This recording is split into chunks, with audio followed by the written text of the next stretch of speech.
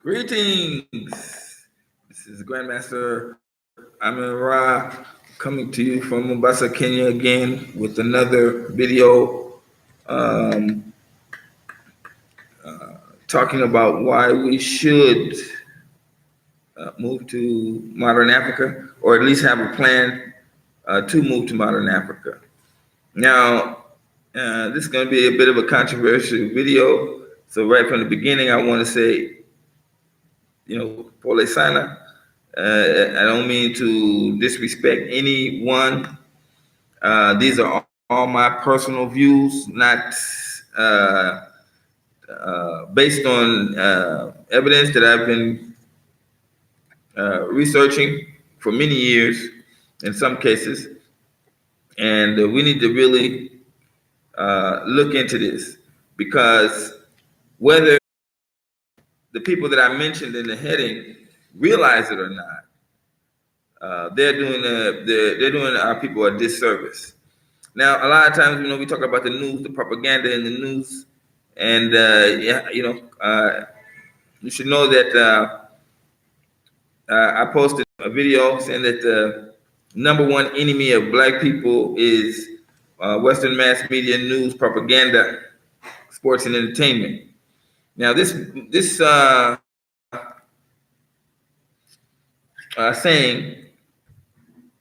that I invented, I'm saying it is clear. It's not an issue. Most of us get our educational knowledge and up-to-date knowledge from the media, and the media knows that this is the case. So they they made a ruling. You can Google it, that the media can now lie to you legally. So what are we supposed to believe? So a lot of times we turn to our basic leaders, and today I want to discuss a few of them that I watch on a regular basis. Yes, I watch them. I listen to what they have to say, and then the difference here is that I'm coming from an African perspective from inside Africa. And the people I'm going to be talking about are really talking about Africa from a misguided light. Now, what prompted me to make this video was Dr. Umar Johnson came up with a video talking about, there was a video of him in Gambia, and he was somehow sitting on a stage like he was talking to, I think he was like maybe only 6-7 people in the audience. But he was really going off on Africans, telling them that they're being overrun by the Chinese, and that they're going to be taken over, and how can you let the Chinese do this to you, and how can you let the Chinese do that, and the Chinese got a plan. And I was just, shaking my head through everything. And someone that can, not pretend, but someone who professes to be the king of talk show. I don't know, today I'm not wearing socks and my legs are starting to itch while the show's going by. But what he was saying was just, totally off the wall. I mean, how can you come into Africa and say that the people are not the African don't know what he's doing, that he's going to let the Chinese overrun him? This is a sad case. Good morning. Good morning, the real Aaron Collins. Welcome to the channel, my brother.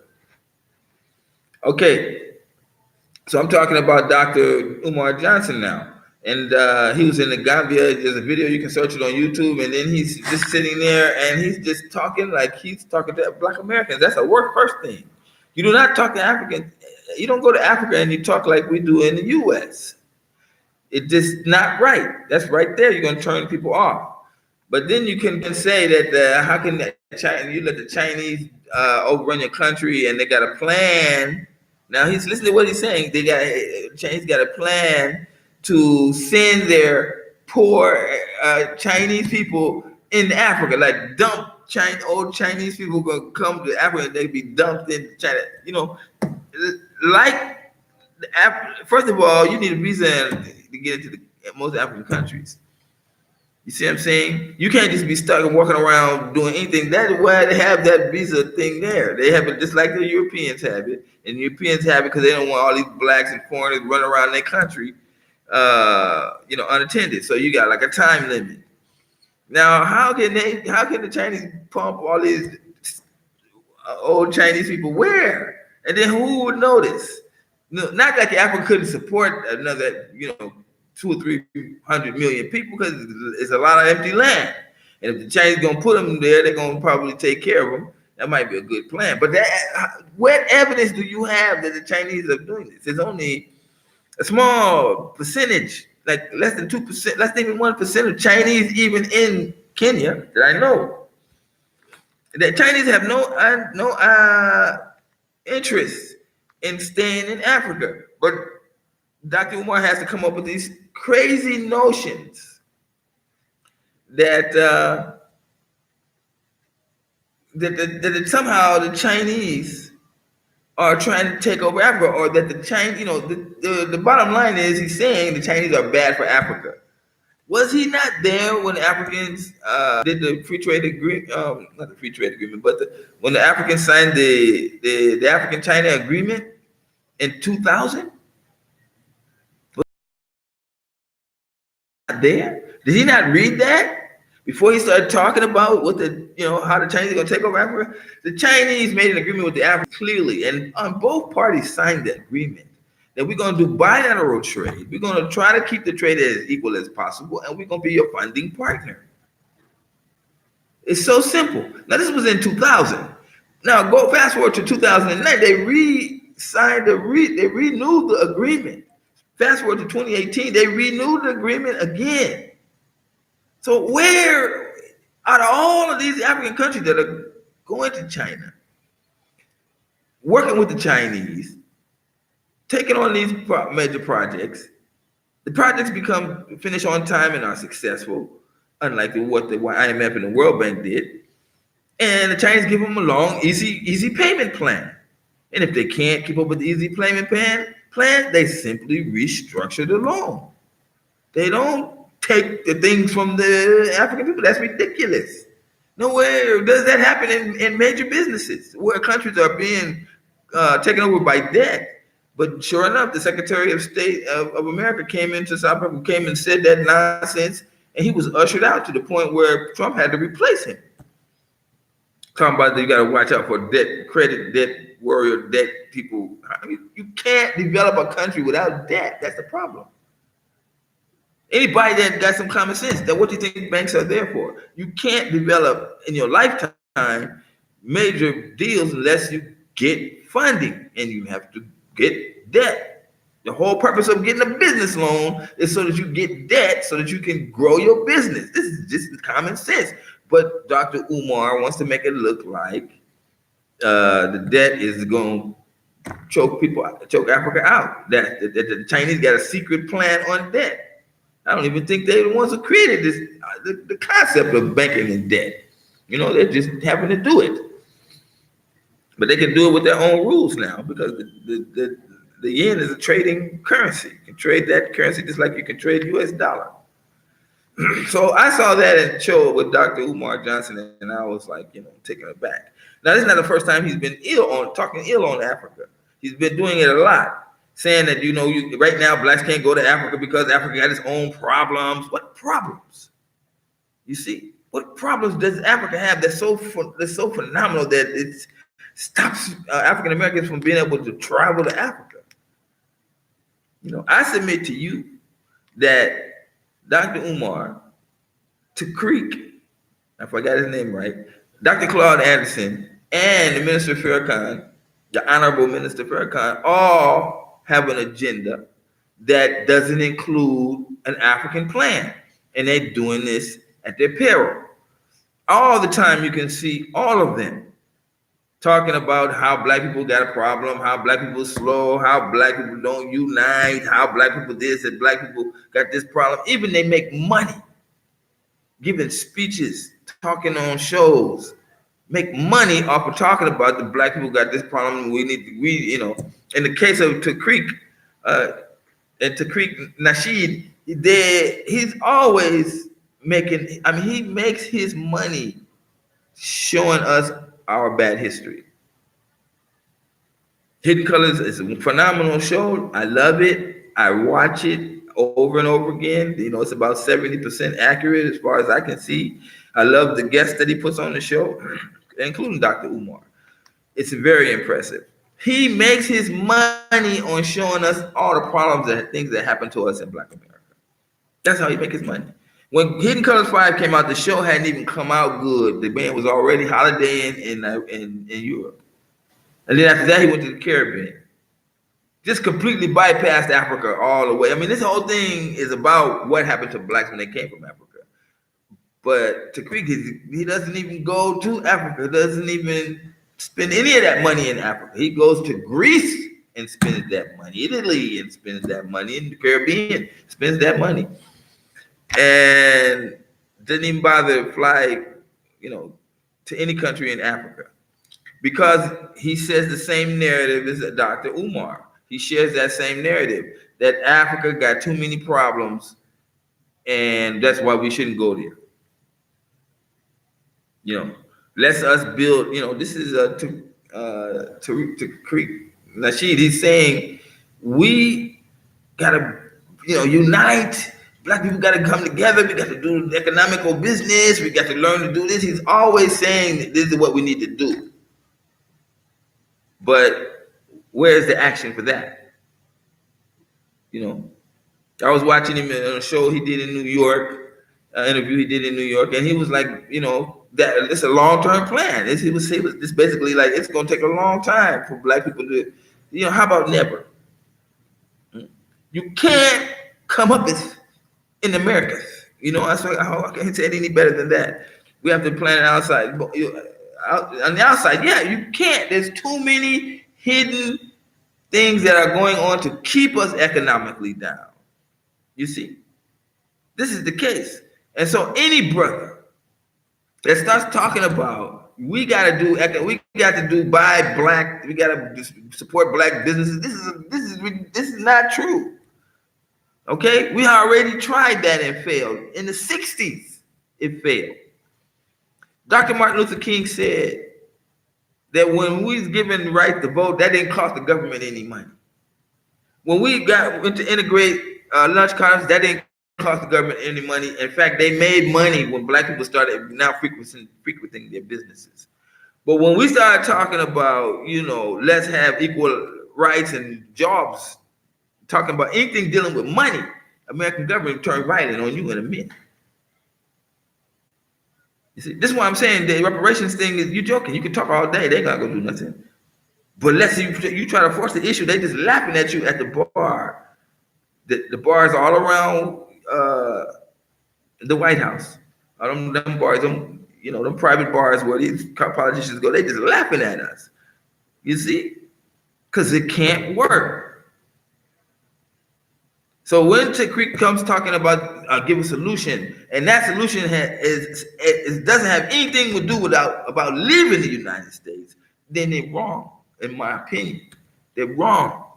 And they're doing us a disservice, because even if you're thinking about coming to Africa and you start watching these guys, these people with that voicefulness dealing with Black people, then they're not talking about going to Africa. They're telling you not to go to Africa. You see what I'm saying? It'd be different if they just didn't mention Africa at all. But these people are telling you that Africa is in some sort of sorry ass state.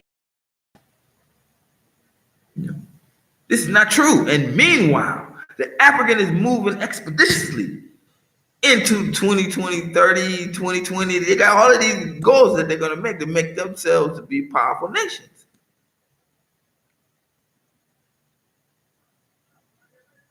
We have a plan, yeah. The African plan is the only plan. Research my life. Research everything that I have been doing here. I have been telling you this years ago that this is going to be the case. You're only going to have one solution, and that's to leave the United States or suffer the fucking consequences, which we are already starting to suffer now. Now, some of you laughing thinking it's not a joke. Oh, I'm not, it's not on my mind. It's not on your mind because it's not on America's mind. America is keeping this from your mind. And not only that, America is spending billions of dollars to break its neck to put out fake lies and negative propaganda about Africa. Let two people start shooting in one African city. It's all over the headline news. You see, they have an incident in Kenya. Oh, breaking news! Stop the show. Wait, let's go to Kenya. What? They're shooting in Kenya? Oh my God! Oh my God! Oh my God! And they got 2,000 plus terror attacks in the United States. How come they're not going? Oh my God! To those 2,000? Huh? They show it for about 4 or 5 days, then they talk about it a bit, then they move to the next one. Because you can come outside a fucking hotel window, shoot 50, kill 50 people, boom, boom, boom, pow, pow, pow, and hey, you got a good week on the news. But after that, poof, quiet. Let's talk about LeBron James now. Let's talk about the Lakers.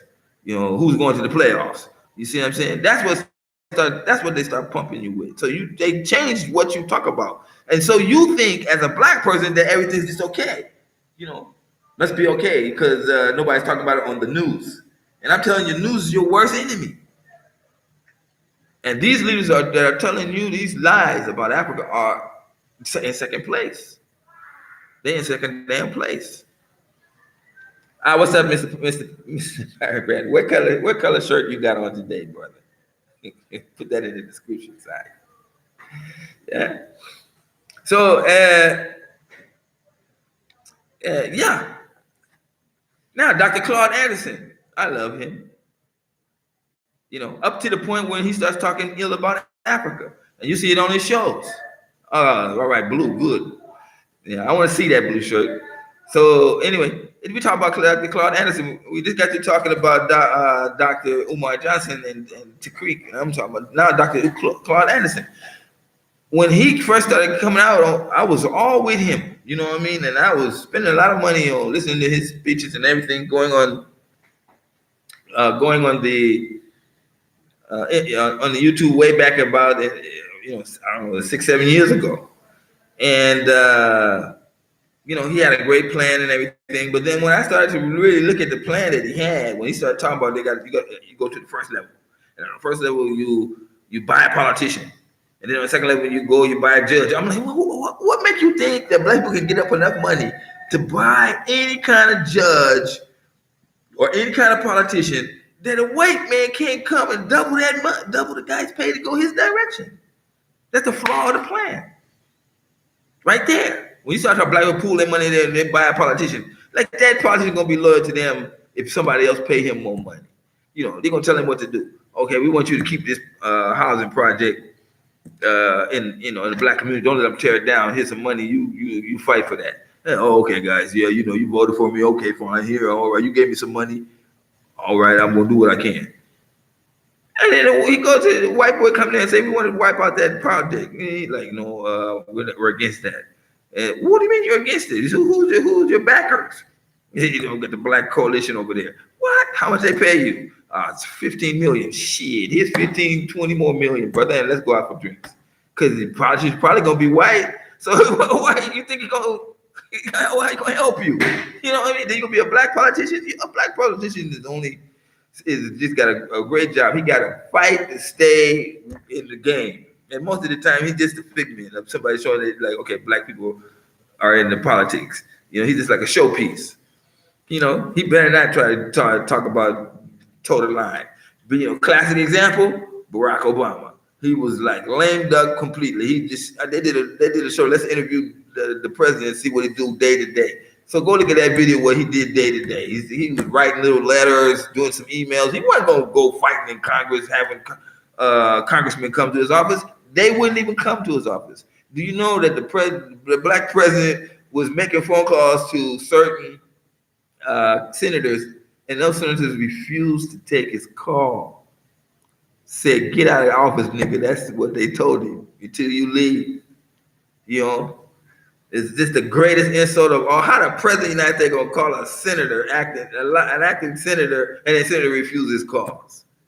Because the senator he don't have no end date. He could be senator forever.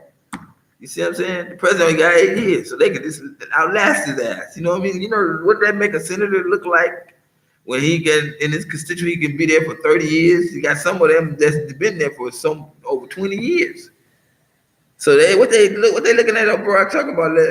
I want to talk to you about some deal. No, that's what they did, and they came forth and told you, there was a rule in Congress. Anything Barack Obama puts up, goes for, we're gonna vote no against. So it was his last term. I was just sitting around. Go look at the videos they did. You know, but the problem is, yes, exactly. Dr. Claud Anderson wants to keep us on the fucking plantation. You know, by the words he says about Africa. I mean, he more than any of them talked so much crap about Africa within such a small period of time during when he's talking that you just go, okay, no, Africa. You know, we got to do this. We got to do this. You see, because for powernomics to work, it's got to be in Africa. I mean, it's got to be in the United States. You see, he ain't trying to sell his powernomic books in Africa. He's selling it to you black people in America. And guess what? He even confessed that more Mexicans is buying his books than black people. We're in trouble in the United States. We need a change of environment. We are the product of the environment that we're in, and the environment that we're in is not conducive for our survival.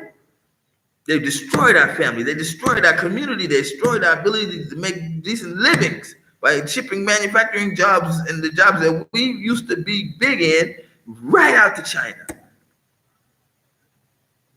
Nobody even cared about what you know. We're gonna ship all the automobile industry manufacturing. We're gonna ship it to China. Somebody was like, well, what about all the blacks that was working there? Fuck them. You see, that's what they were saying in the bars. I'm telling you, it was like that. I thought, you know, they can go on welfare. Most of them there anyway. That's what they were saying, as if you're not hardworking.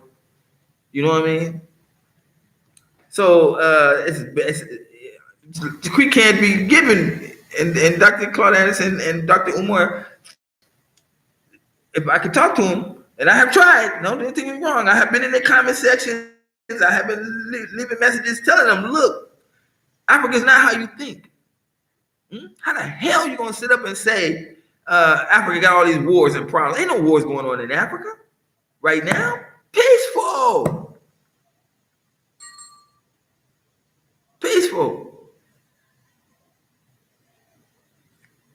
So to make the matters even worse, then they give you propaganda, and the reasons why they say you should go to Africa is old propaganda, not even new. Like Umar is in the Gambia talking that nonsense, not realizing that Gambia has signed the African Free Trade Agreement that's going to revolutionize trade in Africa. It's going to be the largest trading bloc in the world. 53 of the nations, I think 52 or 3 nations signed the agreement. I think only Eritrea is the only one out. When they started doing the free trade agreement, the African countries started signing, and so Nigeria didn't sign. So everybody was like, "Oh, you see, it must not be good because Nigeria is not signing." Oh, without Nigeria, this trade agreement is just a dream. That's what they were saying. Till the president of Nigeria came on and told you, I'm signing an agreement. You know, we just had to wait because we got a lot of people to deal with. So here we go. And now Nigeria has signed the agreement. Ooh, they got quiet. On July 7th, just last month, the African Free Trade Agreement was implemented July 7th, 2009. The secretariat of it is going to be located in Ghana. They're going to have the headquarters there that's where they're going to, do all of the logistics for every country. They're going to pass laws that say, look, if you start blocking trade, you're going to get punished. They're going to put a particular police force together that's going to be international, walk around and tell you if you found blocking people at the border, you're going to be in trouble. You see, every country signed this thing. And it can't work if you got little individuals. Going to be some little hungry Africans out there trying to, do a little corruption here and there. But they've been doing this for a year. They didn't plan this thing for over a year now. They know. Africans know Africans. You know them. I know them. don't have your people that's gonna try to shirk the deal, but once they put the law in their ass, they straighten up real quick. You see. So a lot of the communities, like in the East African community, it's already where I stay. I stay in Mombasa here in Kenya. A lot of these things are already in place. You know, no visa charge or visa at the airport for anybody that's African going to another African country. That's next. How you gonna have free trade of the goods, but then you got to get a visa? You know what I'm saying? All this has been planned out and it's coming. It's happening right now. But do you think that Dr. Claud Anderson and Dr. Umar Johnson would like say, "Oh, got a great development coming up in Africa"? No, they're not doing that. They're telling you more gloom and doom in Africa. Now, how the hell can 3 nations get together and sign an agreement to do free trade amongst themselves? And then you say, like, Africa got problems. Africa got problems. They're solving their problems. Africa, economically, Africa is booming.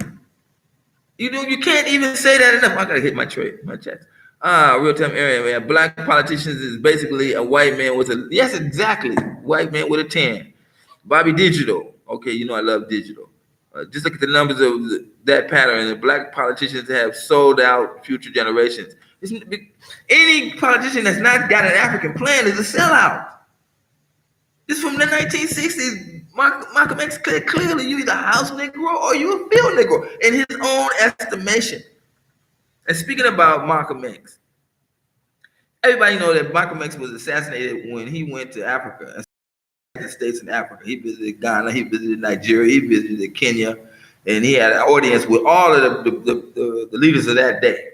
Then he came back to America, and immediately he got out the airport, he sat down in front of a microphone and said, "We got to trade with Africa. We got to go back to Africa. We can't, this is, you can't do like." And now he just went to Africa when they was just getting independence. They were, that was just before the IMF and the World Bank started coming in and giving all these fake ass loans, and then subjugating many African countries. That time is past now, but that's what Malcolm X was talking about. Now, when Malcolm X was assassinated, the Honorable Minister Farrakhan was directly implemented in his death. Even Malcolm's wife said that Farrakhan had a lot to do with it when he was giving out speeches. Now, Farrakhan said he was in a rotation. That's why he spoke at the New Jersey Mosque that week before Malcolm was killed. Everybody knows that the gunman was out of the New Jersey Mosque. And Farrakhan was talking about, cut off the nigga's head and bring it to me and I'll stamp it, deliver it and give it to the messenger. That's the shit he was saying. For you guys that don't know. Okay, now I'm not talking bad about Mr. Farrakhan. I'm telling you what actually happened. Now talk shit about me or attack me when you say that he didn't say that. Because that's what he said. And for those people that didn't know, now you know. And for those people that knew and didn't want to talk about it, now you know. Don't get angry at the messenger. Don't shoot me. Go look it up for yourself and get a new kind of thinking. So remember that now Malcolm X, when he got back, before he was assassinated, he was saying that our new group is going to be connected directly with African countries. Boom, they killed him. Now Farrakhan is in charge now. He literally took Malcolm's place as the minister's head man, the head speaker, and then became later on the head of the nation. So what was his thinking? If he was Malcolm's understudy. Now when Malcolm is out of the way and he's in charge, what does he do? Complete opposite. Nothing about Africa. Absolutely nothing. No plan to move to Africa, no plan to buy land in Africa. No, we're not going there. You can go for a visit and simply walk around. We can meet Nelson Mandela, we can meet Winnie Mandela, but we ain't gonna talk about nothing about blacks now moving en masse to Africa. That's what he did. Now some people want to come here and show me, don't give me no fucking speeches from Minister Farrakhan. He speak all the time. Speaking is one thing, action is another thing, okay? So yeah, he's talking, we should go to Africa, we should do, but he talking so many things. But as far as the Nation of Islam is concerned, the Nation of Islam can't even control 10 blocks in Chicago South Side, can't even stop blacks from killing each other 10 blocks in Chicago talking about we the nation. Now me, I trained FOI. That was some of my friends through my instructor. I trained. In fact, when I got my black belt, I was at mosque number 27 before they destroyed it in Los Angeles. I worked closely with Muslims at one time, and like I said, I used to train the FOI when they were part of the Black Karate Federation. When one of the members had opened up a school for Steve Muhammad at that time, so I knew them. I was friends with them, and we had talks because I was black conscious to the T, and I was like, "What's up?" You know. So I at that time I was part of the Black Freedom Fighters Coalition. So we was a really militant group. I mean, we was like blocking people from going in the Chinese lady that shot that girl, and then the girl dropped dead right there on the camera. We blocked that fucking liquor store. Nobody was gonna go there. Nobody going shopping in your liquor store on those days that we was there. The only problem is that we was outside in force, stopping people from going into the liquor store, and then somebody was driving past in their car, and they started looking at us, and then they slammed into the back of the other car, made a big crash. And so the police came, and then they was like, "Okay, everybody got to go." You know, but we was hard. So when we had the Rodney King riots, you know, we was on point. And now the Nation of Islam called a meeting. They wasn't in the riots. Somebody can see them, let me know. They was in the barracks during the riots. But after they came and said, "Let's meet at Compton College." And then the Nation guy came and said, "Okay, we're gonna have a meeting." Because we were so many different groups, we weren't really organized. But the Nation came and said, "We're gonna have a rally at the gym at the Compton College." So we all went. And so they got in there, and 20 minutes into the talk, they was handing around the passing the plate, talking about let's, you know, we contribute to the nation, you know, come join the nation, you know, and everybody's like, "Where were you when the shit went down?" It was nowhere. Okay. So I don't think that, and we can see today that it's not the solution. They talk big about the Million Man March. We come there, and the Million Man March comes out to be like the "I Have a Dream" speech. Basically, we lull you to sleep with some nonsense. We don't come together. We don't organize anything. We collect all your money because they're going to pass the baskets like 7 times through all the multi-millions of people, that black men that's in the crowd, get their dollars, and then Farrakhan's gone. For like 2, 3 months, 4 months, he's on vacation. You see? Now, I'm not trying to talk bad about the man. I'm telling you the facts of the matter. Martin Luther King gave the "I Have a Dream" speech, and then what happened? In 1968, 9 months before he died, what did he say? In many ways, that speech I gave for "Have a Dream" is now turned into a nightmare. You see? Because he knew that America wasn't going to give them nothing with no money. These things that they were giving them, signing the voting rights, that don't cost the government no money. But when you start talking about black people's economic condition, you cannot give people freedom, you know, and then not give them fucking land and money so they can cultivate. The banks was in on this. I don't know if you should go back and read the history of Abraham Lincoln. Abraham Lincoln said, "I'm going to give you 40 acres and a mule." And then next thing you know, he got a bullet in the head. And then the next president came in and said, "I ain't giving you shit." You know, and so blacks was set free with no money, no nothing, nowhere to go. How you know, all they could do is go look for their relatives. You know what I'm saying? On foot. Damn. We wandered around like that till Jim Crow got us. And then there they go. Today we got the new Jim Crow. Michelle Anderson, read her book. Anyway. Yeah, Boys Like Dell is pushing that same shit. I'm telling you, I should have put Boys Like Dell on here. I forgot to do that. But when I took Dr. Claud Anderson, you're talking about Boys Like Dell. The stock market dropped so many 600 points, and then Boys Like Dell made a video talking about it's okay, no problem. It goes up, it goes down, it goes up, and when the motherfucker goes down, you lose your money. When it go back up, you ain't got money. So why you gonna keep on? Why you want to act like your money is okay because it's gonna go down, but then you leave it in there, then it's gonna come back and be okay? No. Yeah? That shit happened in the 1920s. Niggas, white boys wasn't jumping out the windows when the stock market. White boys was jumping out the window when the stock market was crashing. They ain't even thought about it. Oh, I'm gonna wait for it to go back up. Nothing like that, Mr. Watkins. Nothing like that. Get that shit out your mind. And the next thing you know, you're gonna be talking about let's go deal in real estate. Now this is what brothers. This is a new thing now. Brothers is talking about let's go deal in real estate because they're showing all these rich guys that's dealing in real estate. Let me tell you something. It's no different than anything else. You put your money into real estate, it's like a gamble. You see, and most people lose. Only ones that become rich are the rich and people that got that kind of power and money to go make those major deals. And whenever somebody make a major deal on a big, large property, somebody else that made a similar attempt is going to lose out. Now, there's people like, no, I won't even mention his name. But there is this thing where you go out, you buy property, and then you flip it. You renovate the house and you flip it for more money. Okay, that shit is exhausted. You understand what I'm saying? People ain't got money, so whether you fix it up nice, they gonna drive by thinking like, "Damn, that shit gonna cost me more money than I thought." The fact you might leave it messed up, and somebody might leave the price low. You get more people coming in and buying it today because people don't have money. People living in debt. People faking rich. And these people like Dr. Umar and Dr. Claud Anderson and Boyce Watkins and Tariq, they making a killing. The Tariq is he gonna show you his lifestyle. I'm fighting the Rodney King riots.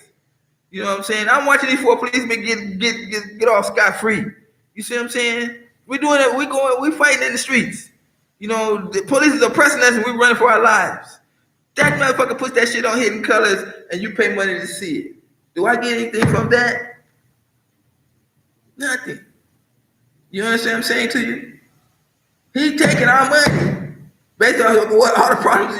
Let it be a big shooting or a big problem like the Selma thing, and then he put it in a video. You pay money to see that thing. You go, oh wow, what happened? Oh, the goddamn white man did me like this, man. Shit. Now he take that money, put it in his pocket, tell you, okay, we need to unite, and then he walk away. You're looking at his followers on social media, and you think the guy he must be right about something. No, he wrong. Anderson would be a footnote if it wasn't for Dr. Boyce Watkins bringing him back to life, bringing life back into him on his show. So like, Boyce Watkins, that shit is dying out. The whole let's make ourselves financially able. Or we need the knowledge. I agree. We do need economic knowledge, but we don't need to be using it in America. We need to be using that goddamn knowledge in Africa. Modern Africa is booming. That's where the money is. It's not in the United States. And black people that's here, they're getting racism out. Racism is not about blacks hating whites, whites hating blacks. Racism is about economics. I learned this from Dr. Claud Anderson. Something that he said that really made me understand the whole game quick, very clearly. Racism is about economics. But don't be going around talking about I'm gonna buy a politician and then we're gonna move up to the next level and let's fuck that. Yeah, I'm gonna buy me a plane ticket and I'm out. Nothing feel better. All the problems that you have, nothing feel better than when you walking into the airport and you giving them the finger while you walking out the airport. I'm out of America. And America would surely go down. That's what they hate. That's what they don't want. That kind of bad publicity. Black people like, damn, I thought black people was having it rough, but damn, they leaving and going to Africa. Of course. Well, I'm gonna stay where I'm gonna go find greener pastures. If you're gonna mess me over in America and oppress me for 400 years now. My father, my grandfather, my great grandfather, damn, they all got stories to tell, and the same story. Goddamn white man did me like this. And we still joking. You're joking. Africa is booming. Let me tell you something. This the other day here in Kenya. Now holler if you heard, if you've seen this before, write it, put it in the comment section. Before I told you this. The other day, President Uhuru waved off Kenya's first commercial shipment for exporting oil, 200,000 barrels. Kenya is now oil exporter. It joins 15 other African nations that export oil. They had a 7-year plan. They did it right. Now they don't. They took care of the people in Takana area so that they'd be happy. They'd get their portion of the money. Not like Nigeria where government start pulling out oil and then the locals are like, "What about us?"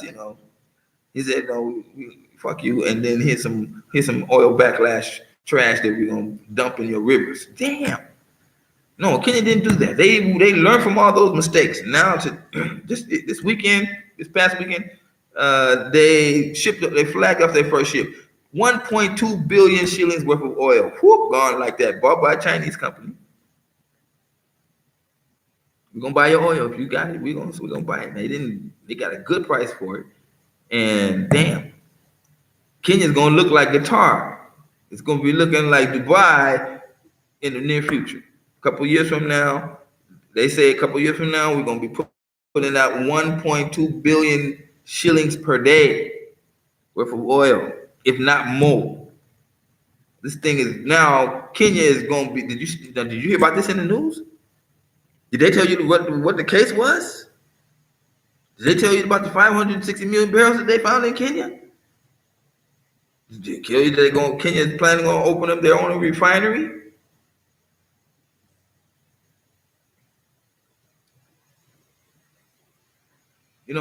But what they're gonna put in the news, the people that do talk about something like this, they're gonna tell you, okay, Kenya is now an exporter of oil, but we don't know how long it's gonna take to last. Oh, Kenya is now exporting oil, but the people in Tunnel Village are blocking the trucks from pulling through. How you gonna block the damn trucks? The oil trucks come good now after they pump that oil. Are you mad? Are you silly? That's crazy. Nobody wants to do that. And besides, they're building a pipeline, which is going to be finishing in a year. They're going to pump the oil through the pipeline. But this is what the media likes to do. Oh, Kenya got a refinery, but the refinery is closed. The refinery was closed. It was open because they were exporting the raw oil from other countries and then refining it into different type of products. So they closed it because they couldn't make gasoline. They couldn't make all these other byproducts. It was no longer viable. But if you get 1.2 billion shillings a day, that they told them that's a no-brainer. That refinery is going to be upgraded. It only cost $1 billion to upgrade the thing, and then and that's what they plan on doing because the people in Chungamwe, where not too far from where I live, where the refinery is, saying, "Damn, all we want is the refinery back open." You see, and the government kept quiet. President Hu is not going to be in office that much longer. Let's see what they can do. But it's a no-brainer. Huh? But did you hear about this in American news? Did Dr. Umar talk about this? Did Dr. Moombi mention all of this? No, they're not talking about the African Free Trade Agreement. They're not talking about Kenya's being now an exporter of oil. They're not talking about the Inga Dam project. The largest dam ever built. So you go Google it and then you find out, okay, they've been saying they're gonna make it work, but they never make it work. Why don't they make it work? What's not in those immediate searches is that the United States funded the project, and when the Congo government said, look, we don't want it to be 15 megawatts, we want it to be 40,000 megawatts.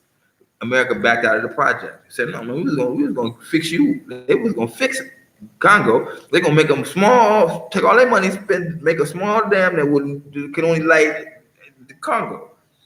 But they realized that the Inga Dam can actually light 1/3 of Africa. You got Somaliland talking about give me some oil. You got Botswana talking about put that dam there and I'm gonna buy your electricity. You see? So it's a no-brainer. So they got all these logistics and problems they're going through now. It's a $11 billion project, but they're gonna work that shit out. Especially with the African Free Trade Agreement kick in, and all these manufacturing places gonna pop up all over Africa. They're gonna need electricity, and that dam gonna get built. Right now, the Chinese is trying to doing a tender for it as we speak. So America pulled out, and before the Chinese, if America pulled out, you had nothing. You see? But now you got the Chinese, and they said, we're going to do it for you. So I don't know. There's not much I can find on it right now, but except that the Chinese, they put a tender in, and then they're looking at the tender. But once these kind of projects are being done all over Africa, and the African population is doubling by 25 years. So you used to be 1 billion, now you 1.3 billion. And you know, next thing you know, you're gonna look up in 2023, it's gonna be 1.67 billion. Now you're gonna try to tell me you're gonna compare that with America's 0.7% growth rate? It's probably negative. They just probably put the 7 there, 0.7 there to make you feel good, but it's like it's not growing. Look at your cities. They're eroding. And whites are saying, look, why am I living in the suburbs? Let me move into the city. Oh, you got some black people in the area. Well, let's raise the rents and make it nice like we like it. And then they won't be able to afford the rent. Then they got to move back to the suburbs. That's what blacks is doing. You know, those that ain't getting put in jail, those not being arrested for vagrancy or whatever, or those that are not sleeping in the tents and not sleeping in their cars. Those not working 3-4 jobs, sleeping with their moms. You're killing me. There's a lot of black people here that their parents are getting older. They got Social Security money, and they got the mom in a chair in the bed, and they have to use their mom's Social Security money to try to survive. That's what's going on all in America now. You understand what I'm saying to you? You ain't got food in the house, and your old mom is there. She's hungry. Your situation is caused by cause you too stupid to stay in America and be oppressed at. You're looking at your bills, and you got like your credit card debt is like beyond imagination, and you think that's your fault. No, that's America that's putting all that advertisement out there, giving you easy credit, knowing you ain't gonna be struggling to pay, and they lock you down to the point where you get your money, you work for your money, you give it to the credit people, and you what did I buy with that credit? How did I get all $30,000 in debt? What did I have? You know, and then you only got nothing but a broke down car and a small dirty apartment because they're raising the rates. They're raising the interest rates. I thank somebody for saying that Dr. Moonby is an agent. God damn. How you gonna have all she at her show? She had a nice show. They robbed her and stole all her shit. Then the next day she had all that shit paid for, brand new stuff. Brand new computers, brand new stuff. After they robbed her and took everything. Where is money coming from? You know what I'm saying? This woman was a dancer. Wow, what? How? She plays both sides of the stick. The majority of her followers are people who are like sitting on the fence, and they don't really want to come to Africa because it's too hard to do, because I don't know the future. They fear. And then there's Dr. Mumi, and she starts talking shit about Africa, and you go, well, see, even though Africans have said that the Chinese is taking over. You see? But I'm here to tell you that's a goddamn lie. I've been here 20 years. Now, I'm saying it's a goddamn lie, and I got African Americans that are coming to Kenya, and do they see that? They don't see that. Do they see like Chinese walking around? No. Chinese ain't gonna mix with blacks in no numbers. What's wrong with you? That's unimaginable. Where? You know, I've been all through this country where Chinese is like a force. They build their own little warehouses, and they sleep in them warehouses. They ain't interested in coming and walking around. And it doesn't make any sense. They eat their own food. They don't even practice Christianity. They have their own religion. What? They're gonna come to Africa for what? The weather? They ain't interested in that. Man. These people, you staying in America, and part of staying in America is the negative propaganda that they have. Now I'm telling you the facts. You're gonna go out and look at it. You're gonna figure out, man, that guy might be talking about something that's real. But then here I am. So if you like this channel, and I'm putting my neck out there, here's what you can do for me.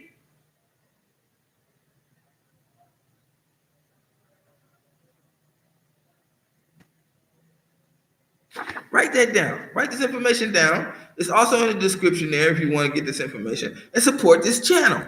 There's many channels. Even now, they're criticizing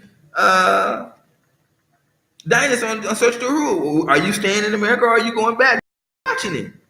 Because he got a lot of followers that are saying, okay, you went to Africa and you did some tours, but are you gonna go? Are you gonna leave America or are you gonna stay here? Well, he can stay here. He's gonna make money off of people sending him super chat.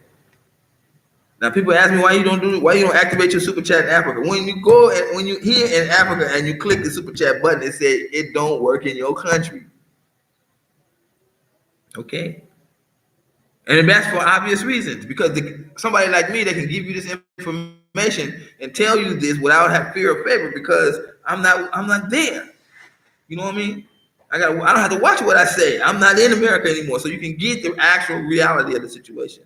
Now, I'm not saying Africa is all great, things that it's all wonderful place. These are people that are negative thinking. They take it from one extreme that they see like I'm talking another extreme. No. But goddamn it, if you got 25% of the population increase doubles every 25 years, the GDP is 7-8%, not like 2 point something percent. Real estate market is booming, businesses is booming. It just makes sense, huh? It just makes sense that you say, okay, I should at least have an African plan, because when the shit go down, where you gonna go?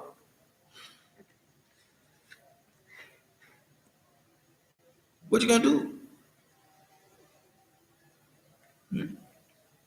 And that's why I say, I was looking at I don't know that guy's name, that brother that went to Ghana.